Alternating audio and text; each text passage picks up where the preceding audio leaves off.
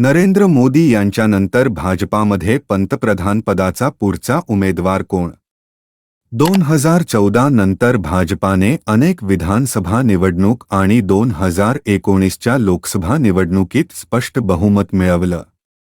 आता mood off नेशनच्या opinion पोलने पंतप्रधान नरेंद्र मोदी सलग तिसऱ्यांदा सत्तेवर येतील असा अंदाज वर्तवला आहे. देशात आज सर्वत्र मोदींचा चेहरा आहे. पण नरेंद्र मोदींनंतर पुढे कोण?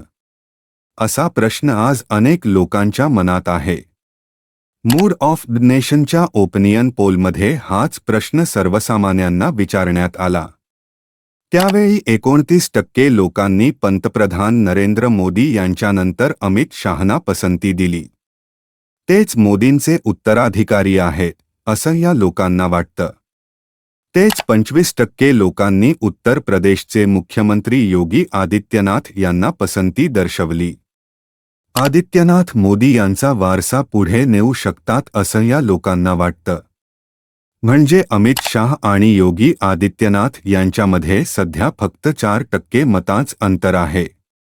केंद्रीय रस्ते वाहतूक महामार्ग मंत्री नितीन गडकरी यांना 16% लोकांनी पसंती दर्शवली. नितीन गडकरी यांच्याकडे विकासाच व्हिजन असलेला नेता म्हणून पाहिलं जातं.